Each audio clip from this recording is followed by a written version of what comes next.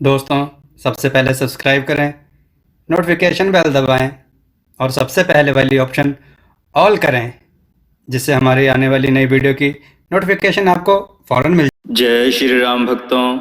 दोस्तों, कथा बहुत ही मनोरम है, बहुत ही ज्ञानवर्धक और बातों को उजागर करने वाली है। आज की कथा है रहस्यमयी भानुमति। दोस्तों, महाभारत काव्य के बहुत से संस्करणों से पता चलता है कि दुर्योधन की पत्नी का नाम भानुमति था। भानुमति कलिंगा के राजा चित्रांगदा की पुत्री और कलिंगा की राजकुमारी थी। भानुमति बचपन से ही तेज बुद्धि, शरीर से काफी ताकतवर और बहुत सुंदर भी थी। महाभारत में 2 स्थानों पर उसकी चर्चा की गई है, लेकिन उन स्थानों पर उसके बारे में ज्यादा चर्चा न करते हुए उसे कलिंगा की राजकुमारी और लक्ष्मण की माता कहकर संबोधित किया गया है। राजकुमारी भानुमति जब विवाह योग्य हुई, तब कलिंगा नरेश चित्रांगदा ने अपनी पुत्री को उसका मनपसंद वर मिले, इसलिए उसका स्वयंवर किया। उस स्वयंवर में आर्यव्रत के राजाओं एवं राजकुमारों के साथ साथ जरासंध, शिशुपाल, रुक्मी, वक्र, कर्ण और दुर्योधन भी शामिल थे। स्वयंवर का नियम था कि पंक्तिबद्ध खड़े प्रत्येक राजाओं और राजकुमारों के समक्ष जैसे ही राजकुमारी जाकर खड़ी होगी, उस राजा या राजकुमार का पूरा परिचय, जिसमें उसके राज्य से लेकर वंश तक की बातें शामिल होंगी, राजकुमारी को स्वयंवर कराने वाले की तरफ से सुनाया जाएगा। इस नियम की घोषणा कर दी गई थी और अब बस सभी को राजकुमारी भानुमति के स्वयंवर कक्ष में प्रवेश करने का इंतजार था। कुछ पल इंतजार करने के पश्चात जैसे ही राजकुमारी भानुमति ने वरमाला ली, स्वयंवर कक्ष में प्रवेश किया, सभी राजा और राजकुमार भानुमति को एकटक निहारते ही रह गए, क्योंकि राजकुमारी भानुमति बहुत ही खूबसूरत थी। राजकुमार दुर्योधन भी उसे पहली बार देखते ही उस पर मोहित हो गए और मन ही मन राजकुमारी भानुमति को अपनी पत्नी बनाने का निर्णय कर लिया। इधर राजकुमारी भानुमति पंक्तिबद्ध खड़े जिस भी राजा और राजकुमार के पास जाकर रुकती, नियम के अनुसार उसका पूरा परिचय राजकुमारी को पढ़कर सुनाया जाता। राजकुमारी भानुमति अपने समक्ष खड़े राजा या राजकुमार के राज्य और वंश के बारे में ध्यान से सुनती और आगे बढ़ जाती। यही क्रम चलता रहा और अब राजकुमारी भानुमति दुर्योधन के समक्ष खड़ी थी। दुर्योधन के भी कुल और राज्य की बातें सुनाई गईं।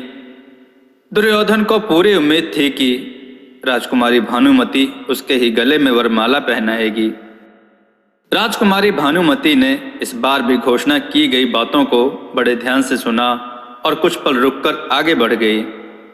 इसे देखकर दुर्योधन को क्रोध आ गया और उसने आगे बढ़कर जबरदस्ती अपने गले में वरमाला डलवा लिया। यह सब इतनी शीघ्रता से हुआ कि वहां उपस्थित सभी राजाओं और राजकुमारों के साथ साथ राजकुमारी भानुमति को भी कुछ समझ में नहीं आया।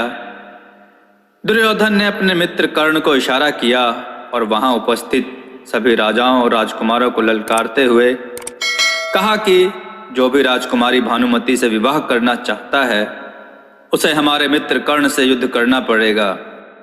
कुछ राजा और राजकुमार भानुमति से विवाह की इच्छा करते हुए लड़ने के लिए आगे आए, लेकिन कर्ण ने सबको पराजित कर दिया।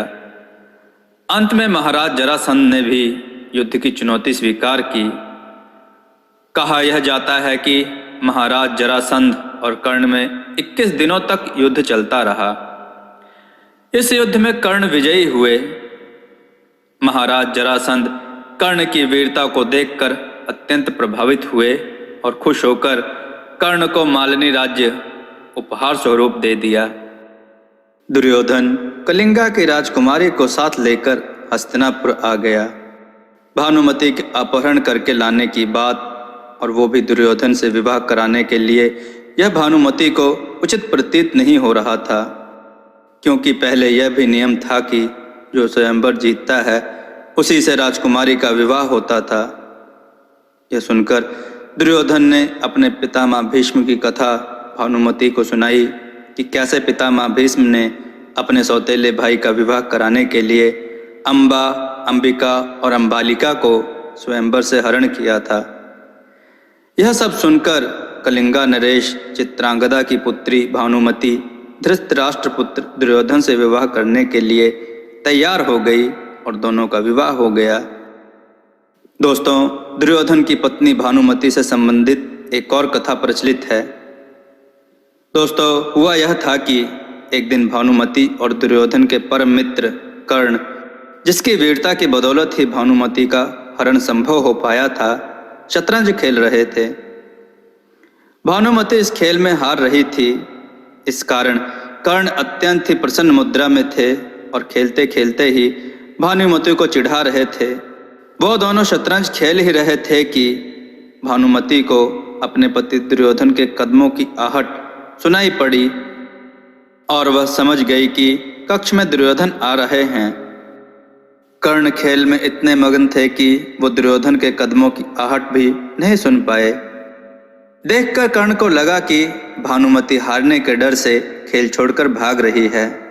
यह देखते हुए कर्ण ने भानुमति का हाथ पकड़ने का प्रयास किया, लेकिन कर्ण का हाथ भानुमति के हाथ में नहीं आकर भानुमति के गले का मोती कर्ण के हाथ में आ गया, जिसे कर्ण ने जोर से खींच दिया।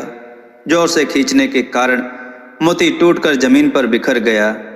उसी समय दुर्योधन ने कक्ष में प्रवेश किया।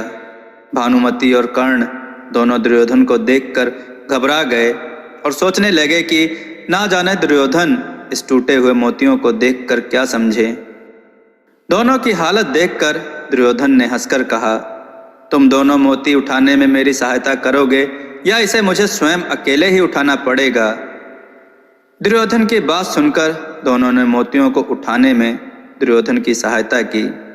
इस घटनाक्रम से पता चलता है कि दुर्योधन को अपने मित्र और अपनी पत्नी दोनों पर स्नेह के साथ साथ विश्वास भी था। दोस्तों, भानुमति और दुर्योधन को एक पुत्र एक पुत्री भी थे। पुत्र का नाम लक्ष्मण और पुत्री का नाम लक्ष्मणा था। महाभारत के युद्ध में लक्ष्मण को अर्जुन पुत्र अभिमन्यु ने मारा था। दुर्योधन की पुत्री लक्ष्मणा का विवाह लगभग अपनी मां के विवाह की तरह ही भगवान श्री कृष्ण के पुत्र सांब से हुआ था। दोस्तों, आपको यह कथा और ये जानकारी कैसी लगी, कमेंट करके जरूर बताएं।